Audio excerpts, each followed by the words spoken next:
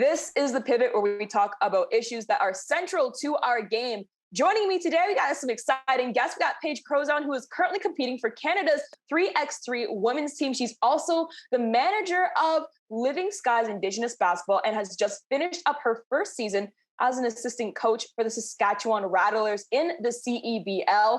Also, if you follow WNBA Twitter, which you very much should be, you'll know his name. He's also written for the New York Times, SB Nation, and many other places. He's currently the head of editorial, no big deal, of the Gaming Society, Matt Ellentuck. Let's get right onto it because we have a lot to cover here. The Seattle Storm, they visited the White House, making them the first professional basketball team to do so since the previous president. But let's go to sound right now and see what President Biden had to say, because he had some words about the Storm as well. And what makes this team remarkable is they don't just win games, they change lives.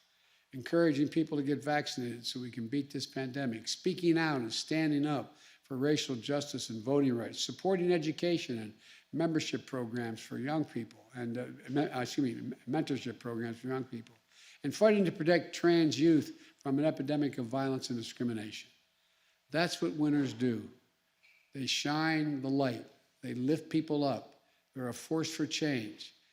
I love hearing him celebrate women in the women's game, of course, but let's talk about the bigger conversation here. How meaningful is it for the Seattle Storm to be invited back to the White House? Paige, I'm going to go to you first. Yeah, I think it's great that Seattle is there representing women.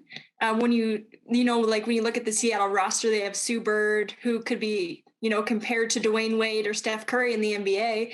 And then Breanna Stewart, who would be, I guess, compared to Kevin Durant. So I think it's great that we have great women representation. Something I had to check my own bias when I saw that they were at the White House and on Twitter, and then looking at social media after.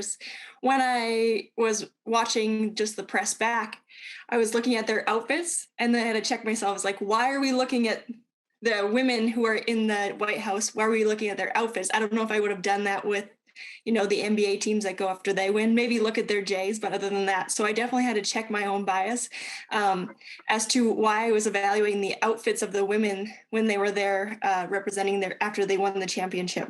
Yeah, it's interesting that it's something that's so innate in us to look at different things as in opposed to the men's game. But I would love to hear your thoughts as well, Matt. It was big, and I don't want to say a return to normalcy because we're nowhere near that yet. But it was nice to not have a news cycle where we're wondering if the women champions of the W were actually going to get invited to the White House again. So it was nice to see the players who are at the forefront of so much change and social justice, and even leading the charge and having 99% of the league vaccinated.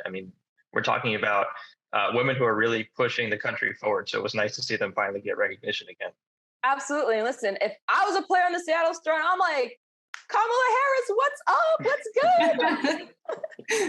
So, I love to see that teams are taking the step to coming back to the White House. It's definitely been I don't know. I feel like I've missed that, but let's jump into the next section. Matt, you actually mentioned, social justice in terms of, progression, and let's talk about Chrissy Tolliver real quick, because she was named an assistant coach for the Dallas Mavericks, now bringing up the total female assistant coaches, that is, in the NBA up to 6, and only one of them sits on the front of the bench. And do we even need to say her name at this point? Becky Hammon, who still hasn't landed a head coaching gig, despite what everyone says, interviewing well.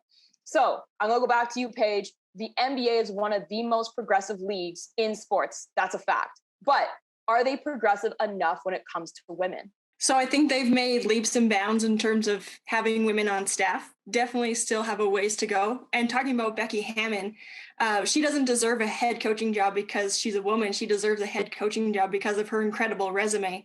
And you look at players that came out of the NBA like Steve Nash and Jason Kidd, who are now head coaches, and she would have a similar playing pedigree. So I think what the NBA needs to do is kind of create maybe a framework for women, how they get to that level.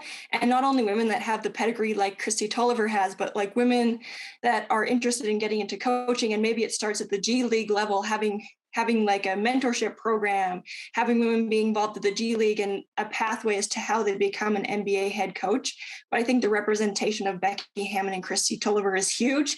And I think it'll just continue to grow from there. But Matt, what's your thoughts on this? Yeah, I mean, it's great to see Christy back in coaching again. She was there with the Wizards in the past as well. But yeah, the NBA likes to champion itself as a progressive league, and to an extent it is, but it hasn't proven it yet in terms of having women in leadership positions. And we're well past due for someone to earn that job, as we've talked about Becky Hammond being on the sidelines with Pop for, at this point, 5-6 years, and seeing a lot of other coaches get opportunities who don't have the resume that she does from a coaching standpoint.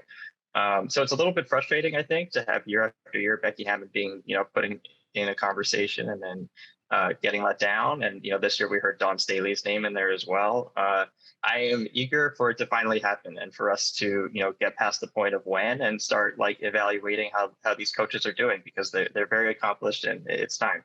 Absolutely. And hey, half the time it just starts with conversations like these. So I thank you guys for being on the pivot and changing the conversation in a new direction. So I appreciate your time.